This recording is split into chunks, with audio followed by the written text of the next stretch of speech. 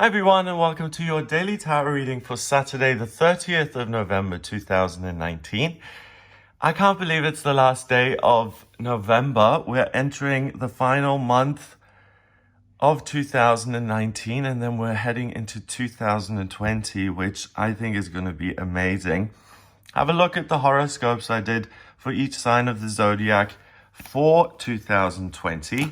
Today, I'm using one of the decks that I got via the people who support me on Patreon, the Deviant Moon Tarot. This has been around for ages and I didn't buy it for the longest time because I thought it would scare you guys. And most of you guys, I mean, I'm not trying to think for you, but what I've noticed is that you prefer kind of nice cards without these horrific and grim images. And that's why I avoided these for so long. Let's have a look. These are not for the faint of heart, okay? So if you are, I think they're pretty full on. If you are sensitive to that kind of thing, scary images, then you've been warned. I don't mind scary images, I don't care. Okay, so by Patrick Valenza. Just give credit where its credit is due. There we go. You can take a screenshot of that. And let me show you some of the cards. So this is what they look like. Really weird, right? I'm trembling. I don't know why I'm trembling. Okay, so let me shuffle the cards with my shaky hands. Yikes. And I'm just going to tune in for Saturday, the 30th of November, 2019. What do we need to know?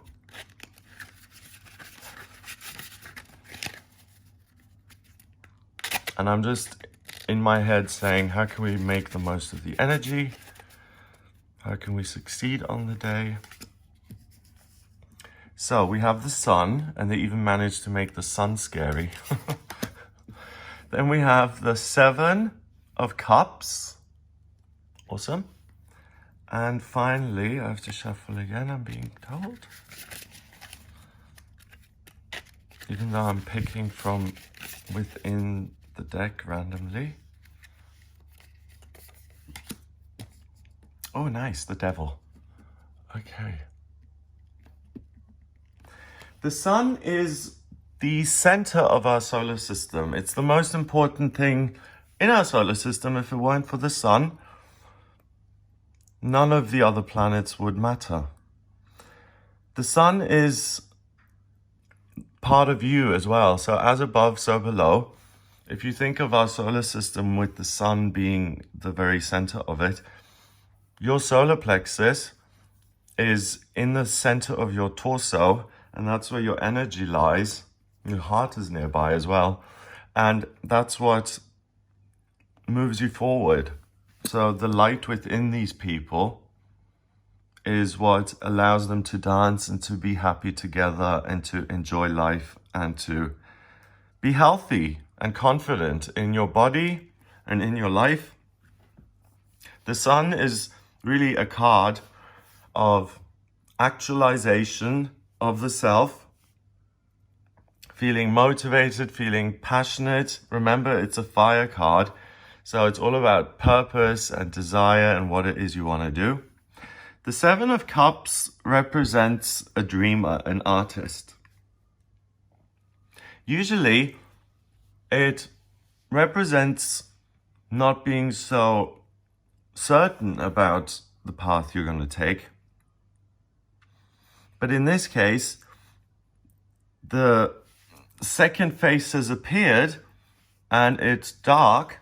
So I'm getting that the ego might slide in and might put you on the wrong track. Okay, so this card, so you're feeling happy and motivated and you've got your food and shelter and friendships and love, that's all sorted, okay? And because that's all sorted, you're now looking to grow even more spiritually. And you think about what you want to do. So either you want to be a nurse or a painter or a musician or a mathematician, and you have all these dreams. The higher self side of yourself, which is the white part of the face, that has told you over the years and over the years, for example, that you should become a doctor. You should become a doctor. And it's been really quiet and difficult to listen to. On this day, if suddenly this loud voice comes into your head and says, you're supposed to be a painter, you were totally wrong. All of those years of you hearing that, put them aside and be a painter today. And the ego can put you on the wrong track completely. So instead of becoming the doctor that you're meant to be, you become a painter who's not successful. And that's the ego trying to sabotage you. And then finally, we have the ultimate ego symbol, the devil. And the devil is really a symbol of the physical. And we live on planet duality, so good and bad. He represents everything bad, but he represents the physical world. Don't quote me on this, but in the Bible somewhere, I listened to the Bible on audio tape while I was driving, 54 hours, I think. It said that, what was it? Yeah, the devil walks around the earth. You know, this once Adam and Eve got kicked out, they got kicked out into like a scorched earth where the devil roams freely. So this is the devil's place, really.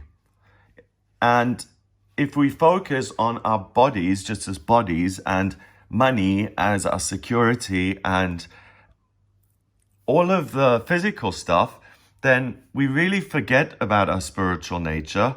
And then our lives grip us and life starts to control the direction you go in instead of you designing your life in the way that you want it to be. So the ego is really strong today. You start out strong. You start out really happy and certain of yourself. Because you're so certain, the ego doesn't like that. And it's going to try and disturb you and get you off track.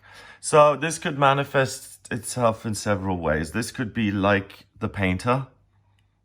And look at how shocked the higher self is. It's like, oh no, you stop being a doctor for being a painter? You're going against everything.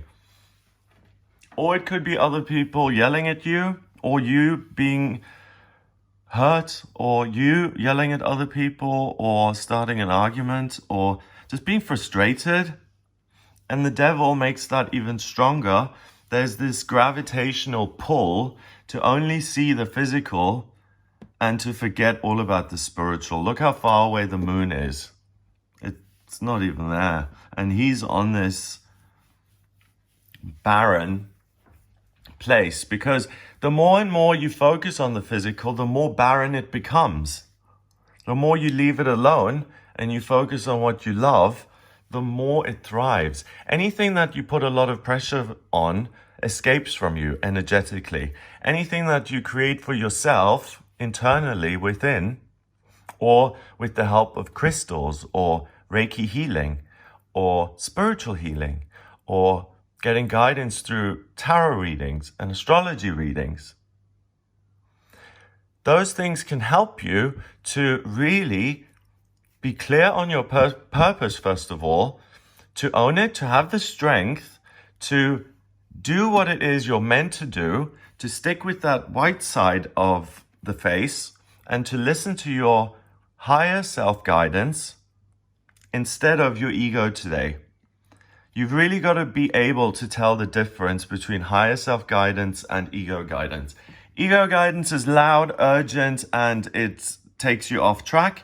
Higher self-guidance is quiet. You get the same message years and years and years and years and years over and over and over again. So it's repetitive and it's very quiet.